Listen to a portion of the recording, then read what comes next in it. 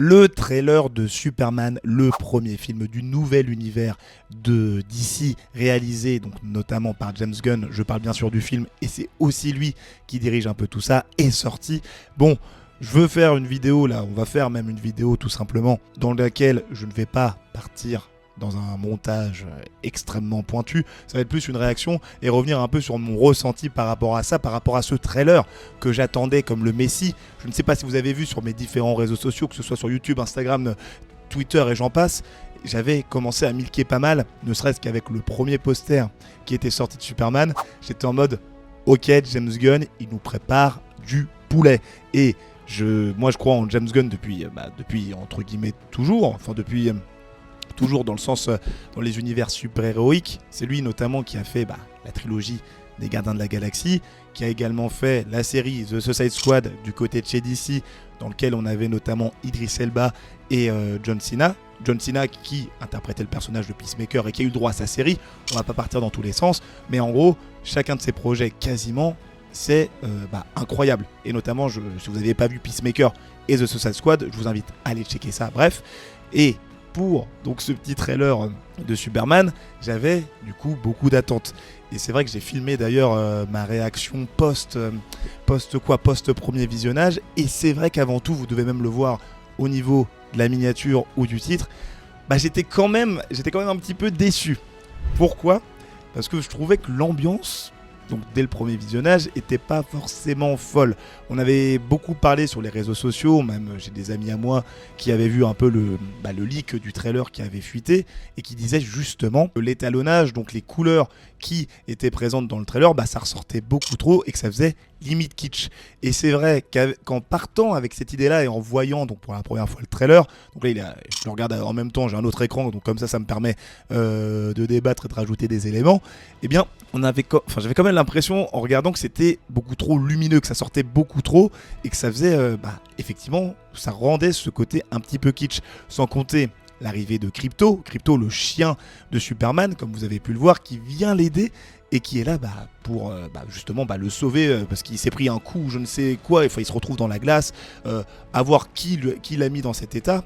Peut-être, on en parlera peut-être un petit peu plus tard dans la vidéo, mais justement, en voyant Krypto, j'étais en mode, ça rajoute d'autant plus un côté kitsch, vu que le chien, forcément, ils doivent l'animer en CGI, et c'est pas forcément très très convaincant, si je puis dire. Et c'est vrai que quand j'ai vu ça, j'étais en mode, oulala, qu'est-ce qu'ils sont en train de faire ? Je comprends l'idée, je vois un peu où il veut nous emmener James Gunn, mais en même temps, j'étais en mode, je suis pas totalement convaincu. Donc ça c'était vraiment pour le premier visionnage, même voire déçu en mode ça rivalise pas du tout avec la sensation qu'on pouvait avoir. Et effectivement, on est obligé de comparer avec le premier teaser du film Man of Steel, qui était sorti il y a plus de 11 ans si je me trompe pas, donc le premier teaser, voire peut-être même 12, et où on voyait justement quasiment pas Superman. Il était vraiment du coup dans sa tenue, il avait même pas de costume à ce moment-là vu que c'était son origin story, donc avec le Superman d'Henry Cavill, et il y avait tout ce côté en fait déifié. Et moi j'étais en mode waouh. Enfin j'ai vu le trailer, donc le trailer de Superman le nouveau là qui sort en 2025 et le teaser de l'époque avec Man of Steel, et j'étais en mode il y a vraiment un monde entre les deux. Vraiment Man of Steel, on avait ce côté où il y a les frissons carrément. Et c'est vrai que quand j'ai vu du coup la première fois le trailer de Superman 2025, je vais l'appeler comme ça, ce sera peut-être plus simple, j'étais en mode ouais, je suis pas du tout transporté. Qu'est-ce qu'on est en train de nous livrer ? J'ai peur que ce soit pas ouf, et en même temps j'ai l'impression qu'ils cherchaient à parler au plus grand public, enfin au public le plus large, parce que c'est vrai qu'un Superman en mode Henry Cavill avec les teintes sombres propres au film de Zack Snyder, c'est sûr que ça fait une petite séparation. Et force est de constater que j'ai dû revoir le trailer, laisser un petit peu digérer, même si ça fait à peine 1 heure que le trailer est sorti, je suis toujours en mode un peu digestion, c'est un peu une réaction à chaud par rapport à ce qui se passe. Mais en voyant ça, le revoyant et en le revoyant, j'étais en train de m'auto-chauffer. Bon, je sais pas ce qui se passe dans ma tête, mais en mode ok, je commence à voir où James Gunn il veut venir, parce que il fallait quand même que je fasse quelques captures d'écran pour faire des petits posts photos, donc n'hésitez pas à suivre Insta et tout, je vous le redis. Mais je regardais et j'étais en mode ok, il y a quand même un petit délire qui est en train de ressortir de tout ça et qui est quand même en train de me capter, de me choper. Et là, je commence à kiffer en fait. Au moment où je tourne cette vidéo, donc là, je vous dis, il va être 16h. Je suis en mode. Bon, je suis quand même un petit peu transporté et je commence à kiffer. Sans compter le fait que James Gunn, donc qui est toujours à la réal, je le redis, ils vont pas changer, c'est sûr. Mais en gros, il y a des plans dans le trailer qui sont genre phénoménales pour montrer déjà les actions que Superman met en place. Je pense notamment au moment où y a un plan, je vais peut-être vous le mettre à l'écran pour faire un petit peu de montage, où il est au niveau déjà du peuple, où il se fait martyriser par le peuple, par les citoyens, on ne sait même pas pourquoi d'ailleurs. On ne sait pas pourquoi il se fait martyriser, mais il a dû faire une chose en mode un gros combat qui est parti en cacahuète, il y a eu plein de morts, genre il y a des immeubles qui tombent à un moment, peut-être que c'est lié à ça, mais il y a aussi un autre moment qui est assez cool, et c'est surtout le moment où il sauve une petite d'un monstre, je crois, qui projette plein de matériel de je ne sais où, enfin il doit avoir pété un bâtiment ou je ne sais pas un port, enfin bref, et il arrive, il se met dos au projectile, protège la petite, et moi j'étais en mode, bon après plusieurs visionnages toujours, en mode waouh, ok, je vois le délire, j'avoue que le plan est quand même assez impactant, c'est très puissant, c'est très violent, et ça fait plaisir. Je vous ai parlé du fait qu'il était un petit peu détesté par le peuple à un certain moment, on lui balance même une canette sur la tête, mais il y a aussi un autre moment qui est assez intéressant, c'est justement dans un autre pays. Attendez d'ailleurs, je suis en train de, je vous ai dit, revoir le trailer en même temps à côté, et il y a écrit un endroit spécifique, genre en mode voilà, il y a des troupes boraviennes, donc ça doit être, je sais même pas c'est quel pays d'ailleurs, bon peut-être la Boravie, peut-être un pays fictif, ou peut-être que je ne le connais pas tout simplement, qui se fait, comment dire, attaquer ou non, que ce que je raconte c'est les troupes boraviennes qui attaquent un pays, bon. Voilà, vous me direz dans les commentaires si vous avez chopé exactement ce qui se passe. Et vous savez, il y a un petit qui prend une sorte, enfin qui crée une sorte de drapeau, d'étendard, pardon, qu'il relève alors qu'il y a plein de ses concitoyens, peut-être des membres de sa famille, qui courent pour fuir des impacts d'explosion ou je ne sais quoi, avec le drapeau de Superman en mode drapeau jaune et le signe S. Il est en mode Superman, genre en mode viens frérot, viens nous aider. Et je trouve vraiment que c'est fort parce que ça réussit quand même à créer une sorte de connexion en mode lien de ouf, genre Superman il est là pour nous aider, il est là, il va venir, il va nous sauver, faut qu'il agisse, et j'espère vraiment que c'est ce qu'il va faire. Enfin ça arrive quand même à connecter, on a envie de le voir aider le monde, en fait là on a envie de le voir aider les gens, et puis même niveau action, au-delà du moment où il sauve la petite, il y a aussi, on a l'impression, un côté très super-héroïque, très alien, beaucoup moins terre à terre qu'un Batman bien sûr, en mode, il y a quand même des affrontements où je serais en mode, ça va être peut-être stylé quoi. Avec le gros monstre, le gros alien, à un moment, une énorme créature qui arrive, qui lui balance des flammes, on se dit que le combat peut être cool. Un tant soit peu, ça fait vraiment comics. D'ailleurs, j'en parlerai juste après. Et il y a aussi le moment où il affronte du coup un autre personnage qui est habillé de tout en noir. Donc là, attention spoiler, parce que je peux vous donner son identité vu qu'elle a été révélée. Et il semblerait que ce perso, il s'appelle, que ce soit Ultraman. Et Ultraman, normalement, dans les comics, c'est une version alternative de Superman qui vit donc dans une autre terre, donc ça tourne tout ça autour du multivers. À voir si James Gunn va introduire ça directement dans son nouvel univers dans ce film là, même si ça me semble peut-être un petit peu tôt, quoique on est dans le bon timing vu ce qui se passe avec Avengers et j'en passe, donc à voir ce qu'il va faire Jimmy, je vais l'appeler Jimmy aujourd'hui. Mais cet Ultraman, peut-être qu'ils l'ont récupéré, ils l'ont capturé et il va se battre contre Superman d'égal à égal, à voir ce que ça donne, mais en tout cas l'affrontement à première vue, on sent qu'il va galérer, on sent qu'il va vraiment être en PLS, et moi je dis ok.